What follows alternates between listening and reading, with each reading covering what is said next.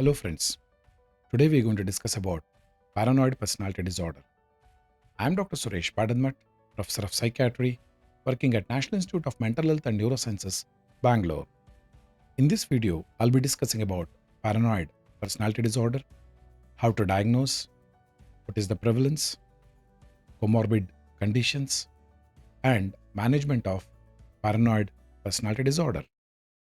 Let's understand what is this paranoid personality disorder. The word paranoia originates from Greek. In Greek language, it means para means besides, noia means mind or reason. That means beside the mind. Invariably, it was referred to suspiciousness. It is an intense and irrational mistrust, suspicion, or fear of others, often accompanied by a sense of being persecuted or targeted. Paranoid PD are tend to interpret ordinary situation or events as having a hidden or malicious meaning or intent. They may believe that others are plotting against them, spying on them, or trying to harm them in some way, even in the absence of any evidence to support their belief. They are associated with childhood physical abuse, sexual abuse, and emotional abuse. Paranoid PD and early childhood adversity is highly correlated when compared to other personality disorders. Similarly, the forensic psychiatry literature indicates that paranoid personality disorder persons are highly intelligent. That means they will be giving complaint, litigious, who can clog the court cases, and they go on for unending, unwinnable cases. Further, because of their suspiciousness, they stalk, they follow people, violence, aggression, and conflict with law is common in this personality disorder. Usually, it is also associated with depression and suicidal attempt also. Let's understand the DSM-5 diagnostic criteria for paranoid personality disorder. In paranoid personality disorder, they need to have a pervasive distrust and suspiciousness of others such that their motives are interpreted as malevolent and present in a variety of contexts, not just at the workplace. It should be present in most of the context in the life. Let's look into those important components. They need to have at least four criteria to diagnose paranoid personality disorder. First one, they should suspect without sufficient basis that others are exploiting them, harming them, or deceiving them. Second one is preoccupied with unjustified doubts about the loyalty or trustworthiness of friends and associates.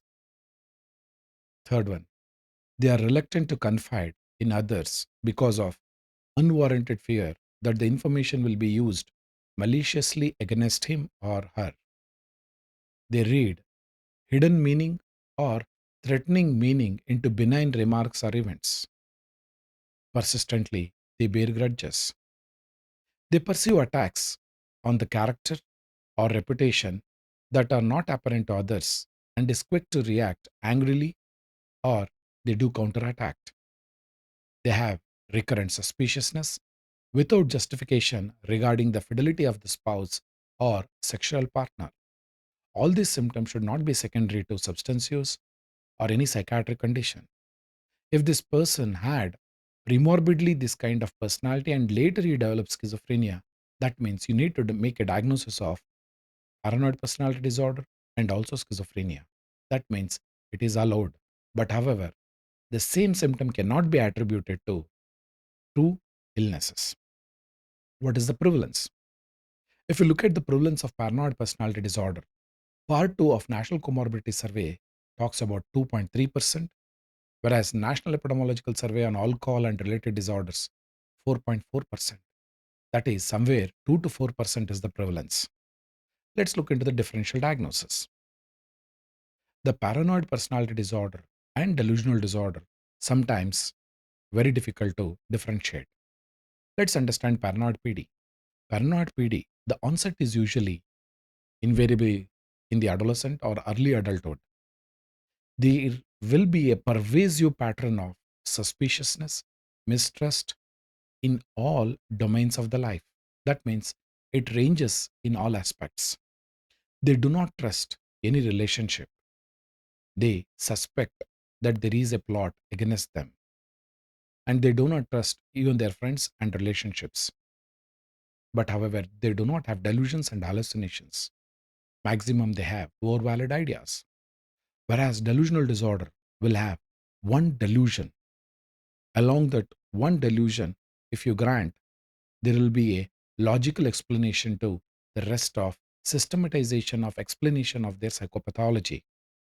That means the onset can be anytime and they will have only one delusion. The relationship with the other people will be normal. Invariably, delusional disorder patients, wherever the people are involved in the delusion, they will be highly suspicious about them.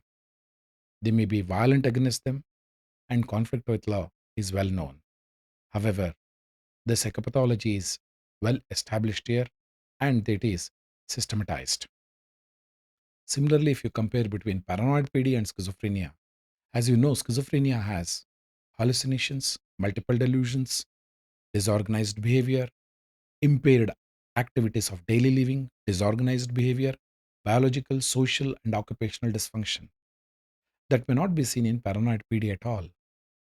In schizophrenia, there is a complete change in the picture of the person, and the family members will be able to pinpoint the onset.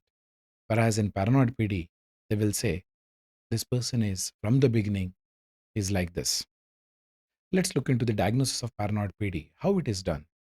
Invariably, a good clinician will do a detailed evaluation, clinical interview, observation, collecting collateral information from the family members, relatives, friends, and colleagues, especially the person's colleagues. You may also consider projective test, but it is not mandatory.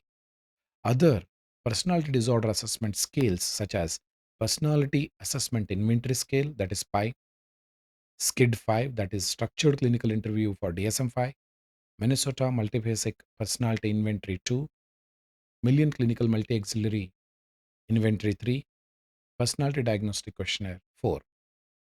Let's look into the treatment.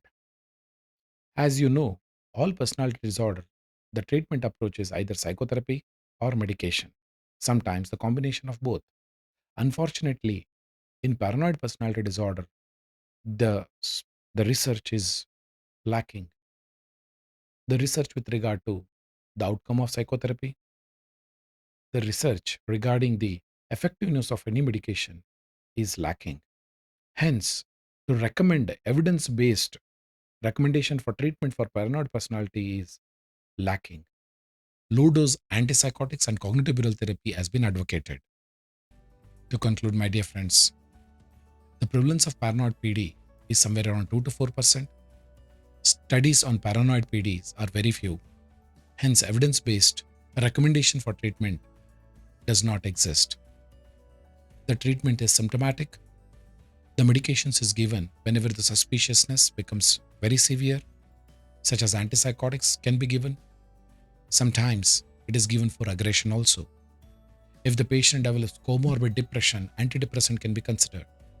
However, cognitive behavioral therapy is one of the psychotherapy which can be attempted.